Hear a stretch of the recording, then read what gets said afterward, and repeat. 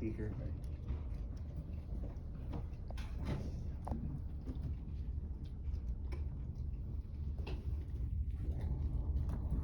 Hello, my name is Avishai Deshpande. I'll be your next informative finalist. Thank you all for selecting this ballot. Before I begin, this speech does contain potentially intense or sensitive material. Timer set to 0 is counting up. If all three of you are ready, of course. In 1777, a young American soldier named Samuel Shaw witnessed his commanding officer torturing their prisoners. He reported this brutality to the Continental Congress and was then imprisoned. In 1992, an attorney named Robert Billet found a cancer-causing chemical in a familiar home item. Even though Robert had substantial evidence, he wouldn't see a victory for 2 decades.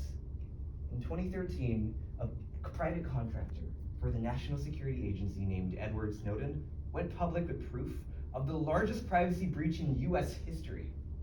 He was rewarded by being banished from the United States.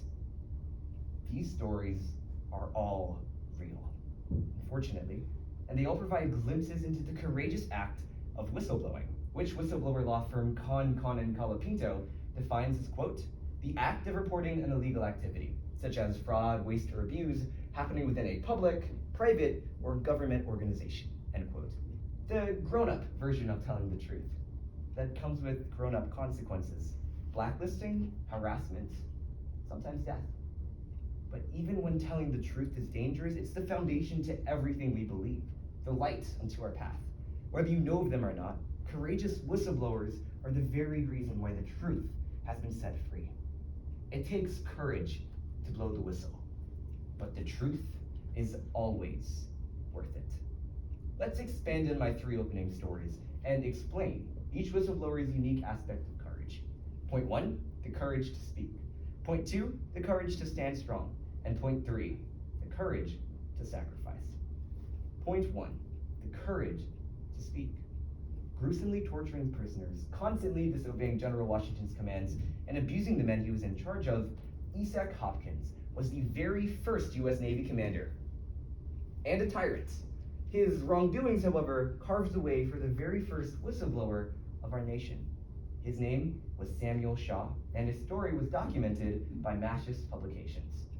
In 1777, Samuel Shaw and 10 other sailors wrote a letter regarding Commander Hopkins, asserting that he was, quote, guilty of such crimes that render him quite unfit for the public department which he now occupies, end quote, and that he, quote, treated prisoners in an unbecoming and barbarous manner, end quote. The problem is that no one had ever reported an American officer before. So even though Samuel and his friends were putting themselves in grave danger, they decided to write to the Continental Congress anyway. And right after they got that, the court unanimously decided to relieve Commander Hopkins of his position. But what was good for the Navy wasn't good for the sailors. As right after Hopkins was fired, he sued, leading to the arrest of one Samuel Shaw. Now, according to Constantine Cannon, a whistleblower protection organization, as soon as Congress got word of this, they passed an act that would change history forever. The 1778 Whistleblower Protection Act, the first of its kind. Quote, resolved that it is the duty of all persons of the United States and other inhabitants thereof to give the earliest information to Congress or any other proper authority of any frauds, misconducts, or misdemeanors committed by any persons, end quote. Finally, all citizens could speak the truth without fear of retribution. Samuel Shaw was released and rewarded. To this day, organizations like the Whistleblower Protection Action or the Department of the Inspector General support the legacy of Samuel Shaw, the simple sailor who had the courage to speak and braved the unknown because he knew the truth was worth it. Point 2, the courage to stand strong.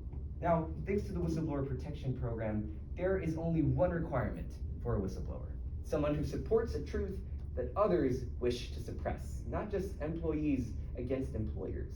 Our next whistleblower was a corporate defense attorney who had to battle an almost 20-year-long war before the truth finally got out. His name is Robert Billet, and his story comes from the New York Times. The year was 1992. A dark-eyed Robert Billet was sitting in an office building surrounded by dozens of cancer victim files, scanning for a connecting factor. Then it clicked. Teflon. Created by the chemical company DuPont de Nemours, Teflon is the chemical spray coating that creates non-stick frying pans. What Robert found out is that it also creates pancreatic, kidney, and liver cancer. It had already killed thousands. According to the modern-day National Library of Medicine, DuPont knew that Teflon was deadly. All the way back in 1970, more than 40 years before the public health community. Understandably, Robert's discovery caused DuPont to panic and place bribes, threats, and even forced Robert to manually sift through thousands of paper files for a singular piece of evidence. But the attorney had the courage to stand strong against their attacks. Finally, on February 13th, 2017, Robert had finally won. He represented 3,500 Teflon victims in court and won $671 million. I'd like to say that DuPont stopped selling Teflon, but they're still using it because professionals such as those at healthline.com claim that it's only dangerous at about 500 degrees Fahrenheit. Judges, the company Gas South claims that a regular gas stove can only reach to 3,560 degrees Fahrenheit. My family didn't enjoy the idea of cancer-causing cooking, so we now just use cast iron pans. And if Robert's story resonated with you, I'd look into it too. Robert exposed extreme corruption, and he had the courage to stand strong because he knew the truth was worth it. Point 3, the courage to sacrifice. So far, our whistleblowers have exposed the truth about those who broke the law. Our final truth teller actually broke the law to expose the truth. His story is extremely polarizing. So I'll tell you the facts of the matter, but I'll let you decide whether this man is a patriot or a traitor. His name is Edward Snowden, and his story was documented firsthand by the news outlet The Guardian. In the early summer of 2013, Edward Snowden, a national security agency private contractor, stumbled upon a government program called PRISM, which the Washington Post reported to be a data collection system that had, quote, accessed and collected data through US internet companies such as Google and Facebook through back doors, end quote. A conspiracy theory was proven true, as our private information, bank accounts, passcodes, even Angry Birds scores were well within PRISM's reach. To make matters worse, Snowden discovered a slideshow incriminating the President of the United States. Who would you tell if your government was found to be corrupt? The Office of the Inspector General provides a few government officials that could have been contacted, but Snowden was unsure of how far the corruption had spread. From his standpoint, the best option was the public media. The National Whistleblower Center admits that intelligence workers are less protected, since, quote, the information that they have is usually sensitive or secret, end quote. But Snowden had the courage to sacrifice his comfort for the truth. And so he flew to Hong Kong and met with a select group of reporters, mainly from The Guardian. Soon the entire world knew of Snowden, the NSA, and Project PRISM. So what happened next? Well, on June 21st, 2013, Edward Snowden was charged with espionage, banished from the United States. He now resides in Russia, of all places. Meanwhile, the NSA director was not fired. 44th president of the United States, not impeached. Project PRISM is still active. Did Snowden deserve banishment? Perhaps. But was his sacrifice worth it? I'm not condoning the actions of Mr. Snowden.